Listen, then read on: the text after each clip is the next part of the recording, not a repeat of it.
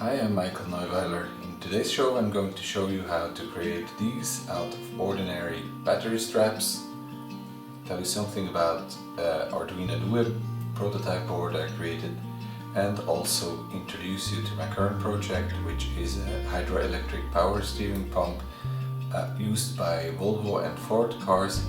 I already got it running, but more on that later. So, first things first. What happened to these two buggers? I had a temporary installation of my battery pack in the trunk of my car and decided it had to go out again, and so I had to loosen up the straps from all battery cells. I was a bit tired and tried to focus. I told myself several times, be careful Michael, that's dangerous stuff you're working on. But it happened anyway.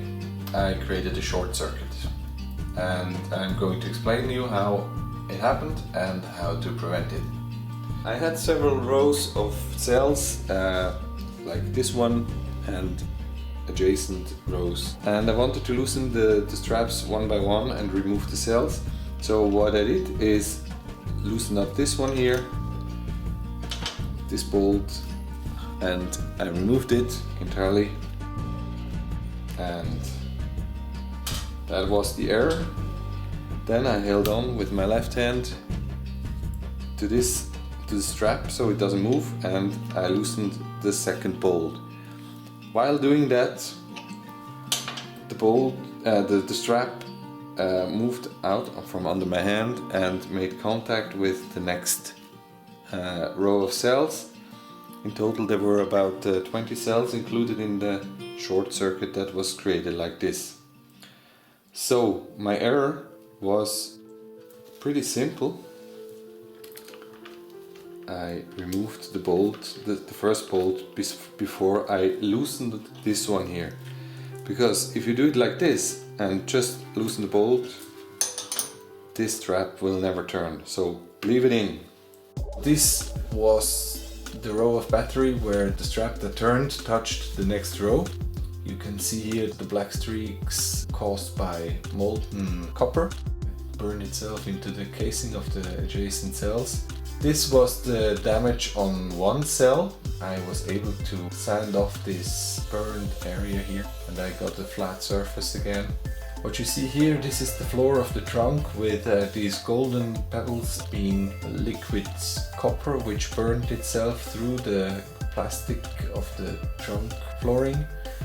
This is the next cell, the one you saw with the black coating on it, and this looked much worse than the first one, but as you can see, the surface where the straps make contact is still flat. It's just this outer ring of aluminum evaporated and the plastic got burned a bit. Here the two straps. This is the battery with the most damage. After some cleaning with the brake clean and some sanding of the area on the aluminum. Yeah, it might be a bit risky, but I trust that this battery is still okay.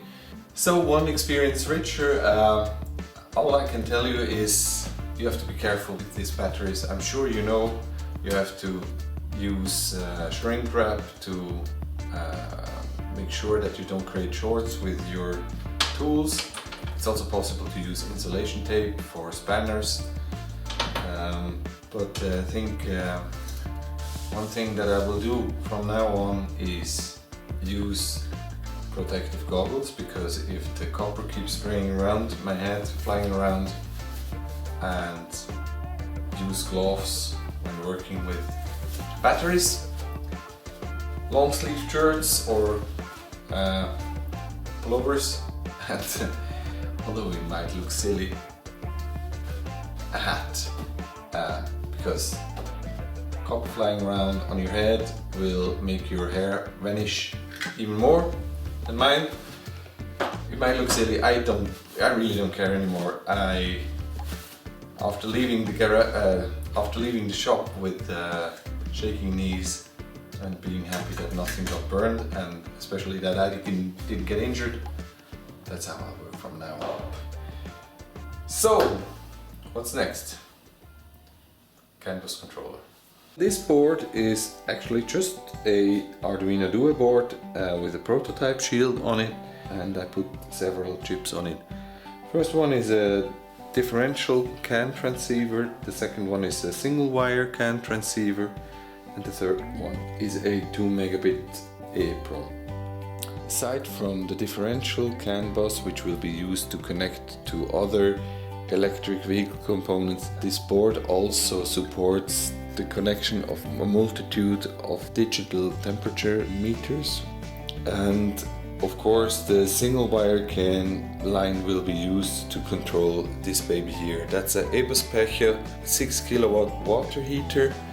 It will connect to the high voltage system over this connector here. Here we will supply it with a DC voltage and the single wire CAN to control it, and water will flow in here and out through the other connector.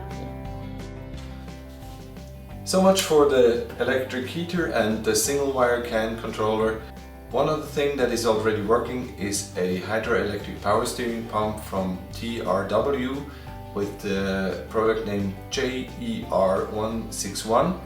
They're used in Ford cars and Volvo, especially a Volvo V50.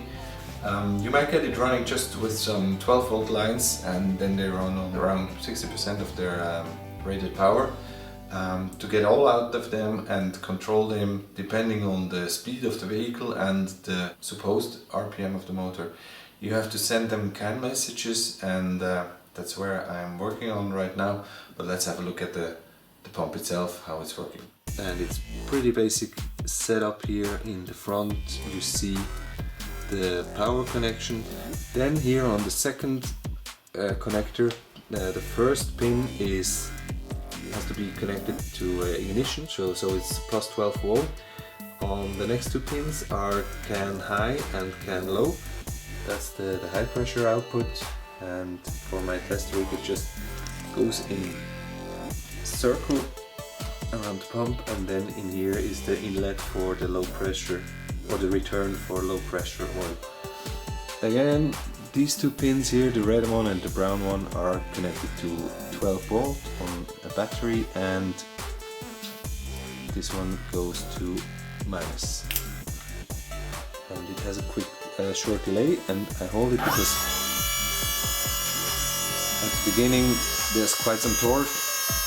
You hear it spin up to the maximum probably, and now it spins down and settles at this speed here. Quick look inside. You can see that the fluids are moving. It would run like this without full power output, and next step is to find out which CAN messages to send so it can be velocity dependent power steering. Almost forgot, should you have any questions, don't hesitate to contact me on s80ev.blogspot.com. The source code for my Arduino projects is available on github.com/Neuweiler. And that's it from Switzerland. Back to you, Mike.